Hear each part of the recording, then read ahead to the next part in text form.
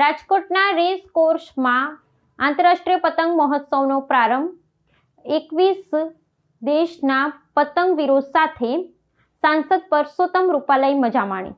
રંગીલા રાજકોટના આંગણે race course મેદાન ખાતે આંતરરાષ્ટ્રીય પતંગ મહોત્સવનો રંગારંગ પ્રારંભ થયો છે। મકર સંક્રાંતિના પર્વ પૂર્વે યોજાયેલા ભવ્ય આયોજનમાં દેશ વિદેશના પતંગબાજો ઉમટી પડ્યા હતા, જેને કારણે રાજકોટનું આકાશ રંગબેરંગી અને વિવિધ કદ આકારના પતંગોથી છવાઈ ગયું હતું। આ મહોત્સવમાં ઓસ્ટ્રેલિયા, બ્રાઝિલ અને યુકે સહિત કુલ 21 દેશોના પ્રતિનિધિઓએ ભાગ લઈ પોતાના પતંગબાજી કલાનું અદ્ભુત પ્રદર્શન કર્યું હતું।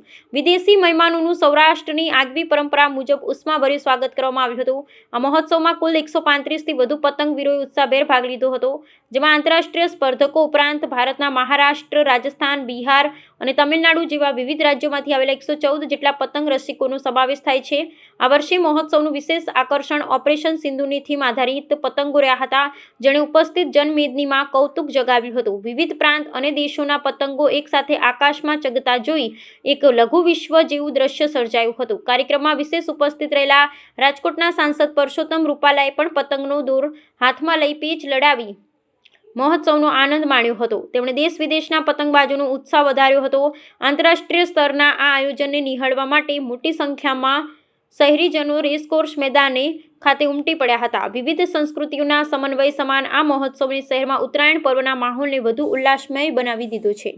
આજરોજ રાજકોટ મ્યુનિસિપલ કોર્પોરેશન, ગુજરાત પ્રવાસ નિગમ એમના ઉપક્રમે આંતરરાષ્ટ્રીય પતંગોત્સવ 2026નો પ્રારંભ રાજકોટના પ્રસિદ્ધ રેસકોર્સ મેદાનની ઉપર ઉત્સાહપૂર્ણ માહોલમાં થઈ રહ્યો છે।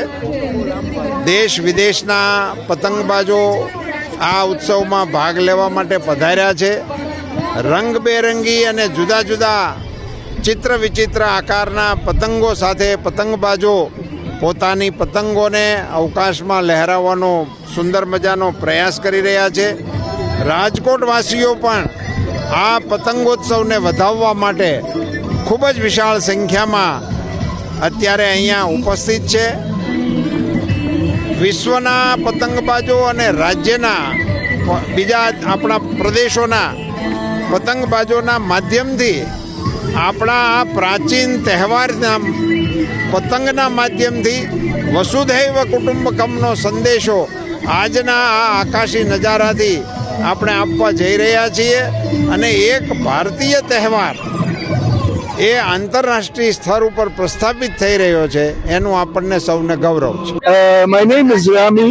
I come from Lebanon and I am here in Rajkot today. I'm very happy to be in Rajkot. I have been here before. It's always a pleasure to come back. But this time I noticed two things. One thing is that there is an old city in Rajkot and there is a new city in Rajkot. And both cities are very impressive. It's really nice to be here. We stayed at a beautiful resort and now we're looking forward to fly our kites with all the people. With all of them. So we are going to, come to our stand and I'll show you our kites later. Yes, take a picture with everybody from here. What do you want to ask me? Tell me something about the kite, different kind of leopard. Yes, I was telling we have different kites. We made sure that we bring the kites that fly without wind and fly at night. You take a picture with everybody. Tell us about Narendra Modi. You meet Narendra Modi. Yes.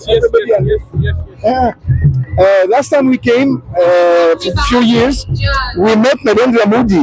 He's an amazing person, very, very nice, very friendly. And I hope today, next time we go to Ahmedabad, we will also meet Narendra Modi.